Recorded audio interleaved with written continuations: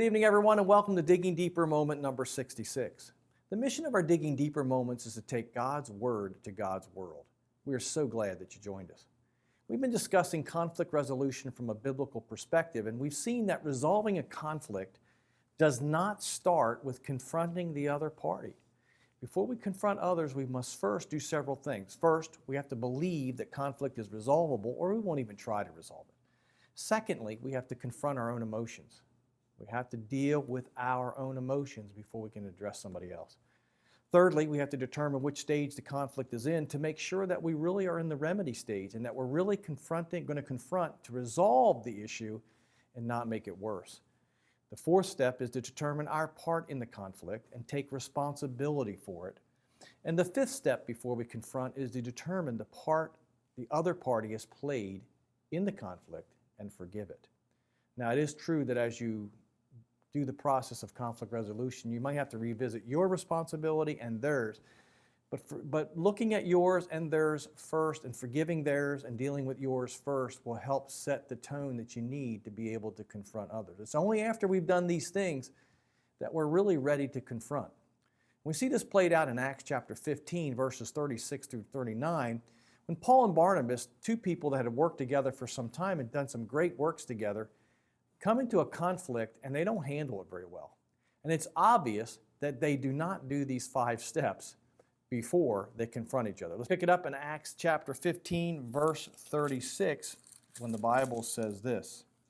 Now then after some days, Paul said to Barnabas, "Let us now go back and visit our brethren in every city where we have preached the word of the Lord, and see how they are doing." Now Barnabas was determined to take with them John called Mark. But Paul insisted that they should not take him with them, the one who had departed from them in Pamphylia, and had not gone with them to the work. Then the contention. Now these are 2 apostles. These are 2 people that are in the leadership of the early church. They're seeing signs and wonders and miracles in their ministry. But it says, then the contention became so sharp that they parted from one another. They went from the remedy stage to the removal stage like that, folks. That's what's happening here. And so Barnabas took Mark and sailed to Cyprus, but Paul chose Silas and departed, being commended by the brethren to the grace of God. And he went through Syria and Cilicia, strengthening the churches. So what we see here is that we have 2 leaders in the church that couldn't resolve their conflict. I love the fact that the Bible includes these stories. It gives me hope. It gives you hope. The reality is that these are 2 leaders and they still struggle. Now we know from other parts of the Bible they eventually reconciled their differences and figured it out. But I can say with some assurance that I don't think that they followed these 5 steps I'm talking about. First of all, they probably believed that conflict was curable. They had resolved a lot of conflict. In fact, in chapter 15, they resolved the big conflict in what's called the Jerusalem Council. But I don't think they confronted their own emotions before they engaged each other. It doesn't look like they recognized that they had left the remedy stage and were in the removal stage, because they end up removing themselves from each other. And it doesn't look like considered the role that they played in the conflict, nor does it look like they looked at the role the other one played and forgave it. So they parted ways without resolving the conflict. Now, if they had done things that we were talking about, it could have turned out differently in that moment. Now, only after we've done these 5 things are we ready to confront the other party. If not, it's usually going to go bad, just like it did with Paul and Barnabas. And so with the rest of the time that we have together tonight, I'd like to talk to you about a 10-step conflict resolution process that I use when helping people confront one another and resolve conflict. It comes from the Prepare, Enrich Marriage Counseling material that I use for premarital counseling as a pastor, but it certainly applies to any confrontation or conflict that we have. And so I just want to go down these 10 steps and give a little bit of understanding of each one. And then we're going to attach this and the 5 steps leading up to it to this video so that you can print that out on your own leisure. The first step is when you're getting ready to confront and you're preparing to sit down with the other party is number 1 is to schedule a specific place, date, and time to meet. And you need to allow at least 30 minutes. Now notice that this step means that we don't confront the conflict we're in right out of the gate. We don't confront it immediately. By scheduling a specific place, date, and time, we have time to work through the 5 steps that we've talked about so that we can be prepared to confront the other party. Because trust me, folks, I've been doing this a long time. When you don't do these 5 things, it gets very messy. And I've been in the middle of a lot of messy confrontations in my ministry career, and it's not a pleasant experience for anybody, even the pastor, okay? So we need the time, but also by setting a time and place, you avoid the problem of avoidance. Because sometimes we won't deal with something and we'll set it off and never address it, and that's a problem itself. Some things have to be confronted. The second step is to select one, when you get together, select one important issue you would like to resolve. Now, one of the things that really hinders conflict resolution is what I call the ball of string approach. All too often when people are having conflict and they come in for pastoral help, they'll drop a ball of string on the desk by just trying to resolve too many issues at once. And it's quite overwhelming if you're the mediator between this. You know, they got an issue here, there, and everything. And you will never resolve conflict successfully or consistently if you don't learn to solve one issue at a time. It's in order to untangle a ball of string, you got to find the end of the string and start pulling. And that's kind of what you have to do with a conflict. And so when you get together, figure out one at a time what issues you want to address and work through them one at a time. Trust me, it's very important. Otherwise, you'll get stymied and you'll quit. Number 3, list the things that you each do to contribute to the problem. Now, this does not mean pointing the finger at the other one and saying, you always do this or you never do that. No, what I'm saying is you admit your role and how you contribute to the problem, and you let the other person say what they do to contribute to the problem, and you don't point fingers. I cannot stress enough the need to refrain from pointing the finger or pointing out the other person's problems or faults or responsibilities. Because, folks, what happens when that happens is we immediately go into self-protect defensive mode, and communication stops right there. Look, when somebody's pointing a finger at you and saying, think about it, the times you've been through it, you do this, this, and this, don't you get defensive? And when you get defensive, are you listening to what they have to say? You've stopped listening. You're thinking of all the rebuttals that you're going to say. Communication breaks down and conflict resolution cannot take place unless we're communicating. And so by simply getting together and saying, look, I've looked at this thing, and from my understanding, this is what I have done to contribute to this problem. It softens the environment, keeps the environment safe so that you can continue to dialogue. You may not agree on your parts, but you got to start with looking at yourself and being honest and not looking at the other person. This is one of the most difficult things that I've had over the years as a pastor in the middle of people trying to get them to do, is to start by looking at how they contribute to the problem instead of starting at what the other person does. It is just so unnatural to us. But folks, we will get no further if we don't learn to do this. In fact, it's become a practice in my own life now, and the people that work around me will tell you, when an issue comes up in the church, one of the first things that I do is I look at myself and say, how did I contribute to this problem? I didn't start out like that when I was a 20-year-old kid. But through the years of doing ministry, I realized if I'm going to teach people to do this, I got to start doing this. And so one of the first things I ask is, if something's not going right, is have I contributed to this in any way? And then when I address the other person, I start there by saying, I think that I made a mistake here, and it just creates a softer environment. I'm softer, and they continue to listen. So let me just encourage you to do that. Number 4, list past attempts to resolve the issue that were not successful. One of the reasons that past attempts to resolve a conflict issue fail is that we often don't work the solutions that we came up with. So sometimes just by looking at it, we realize, hey, we said we were going to do this, and we're not doing this, and so we need to just get back on track and do what we said we would do. But a second reason for a proposed solution to fail is it just didn't address the root issue. Sometimes we come up with solutions to a conflict that really don't address what really happened. We're dealing with the symptoms, and so we may have to go back and reevaluate the solutions we came up with. And so you have to look at the ones you tried in the past so you don't keep trying the same things over and over again.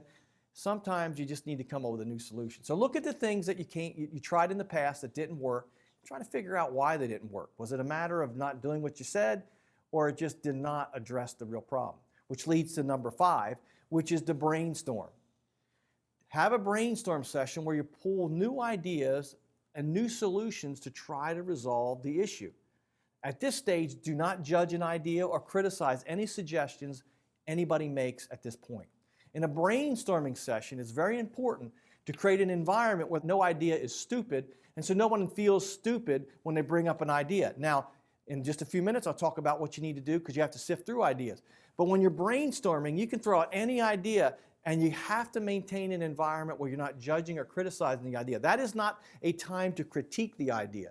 Like if you got a conflict with somebody and the other party says, let's get a spaceship and let's go into space. I just went into space the other day. We'll get on the rocket and we'll go into space and we'll solve it there. That's probably not a good idea, okay? But don't judge or critique it there, because when you do, what happens is the other person will be reluctant to throw out other ideas. And let me tell you something, folks.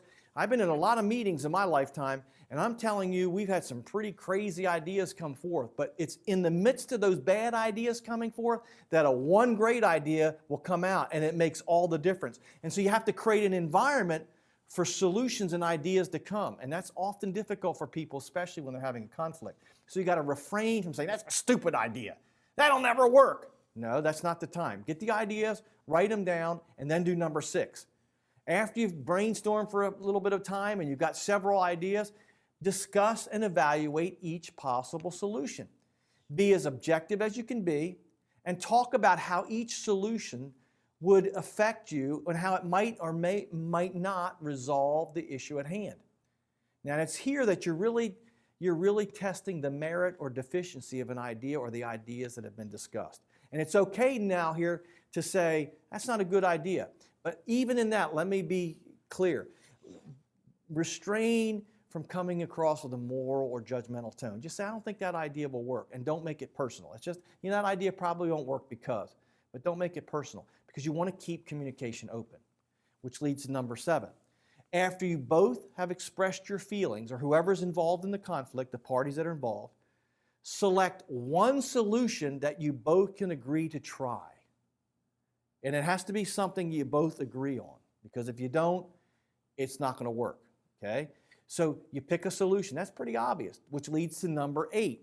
Agree on how each of you will work towards the solution, and be as specific as you can, because it's very important to be clear, and I would encourage you to write it down. I would write down how this person's what they're going to do, and when, and how often, and you write down what you're going to do, when, and how often, because memory is faulty. I've been in too many meetings where people said, you were going to do this, you're going to do that, and I'm saying, you both didn't do what you said you'd do, because I wrote it down. You got to write it down. Number 9, set a date, a place or date and time within the next week or so, a reasonable amount of time, for another meeting to discuss your progress or lack thereof. Now, folks, in my experience, this is the number one reason why conflict does not get resolved. Because people skip this step. They'll get in a conflict, they'll come in for counseling, they'll come in for advice, they'll get advice, they'll work a solution, we'll go through these steps, they'll say, I'm going to do this, I'm going to do that, and then 3 weeks later, they're back in my office mad as fire at each other because their conflict's not resolved. And I'll say, well, did you do what you said? No. Did you meet and discuss the lack of doing what you said, or how well you're doing it? No. And see, you need accountability. Somebody said it's not what gets expected that gets done, it's what gets inspected. And so we need accountability. And so we need to get together and just be, once again, just like you did earlier, don't come in and point the finger to somebody else. Come in and say, I did this, this, and this like I said I would, or be honest and say, I didn't do what I said I'd do. It's always best to let us confess than to point someone out on their failure. And then number 10, pay attention to each other as you're working the solution. As the week passes, when you notice the other person making a positive contribution, doing what they said they would do, praise them. And here's why. Rewarded behavior continues. None of us like to feel like we're being taken for granted. We all need a word of encouragement. So what I have learned in my limited years as a young guy, as I've learned in my short life, is rewarded behavior continues. It gives energy and motivation to people to continue the things that you praise. Now, I'm not talking about flatter. If they're not doing something, that's flattery. I'm talking praise. Thank you for taking out the trash 3 times this week, as you said you would. Thank you for picking up the kids on the way home from work. Thank you for getting the groceries. Whatever it is, take a moment and start catching them doing good, because rewarded behavior continues. Likewise, avoid negative rewards. Like, don't pick at them during the week for their failure, because negative rewards actually destroy motivation. So it's very important that you don't criticize and find fault. That's why you want to meet again after a week or so and go over your progress so that you can confront anything that's not being done. But we need to be praised and encouraged and rewarded. So if you follow the 5 steps before you confront, and then you engage in a 10-step conflict resolution process, you will get better at resolving conflict. However, if you try the 5 steps before the conflict and then you try the 10 steps of conflict resolution but you can't quite resolve it, I would encourage you to reach out to us at hello@eaglesnest.ch and get some help. Sometimes we need help resolving conflict.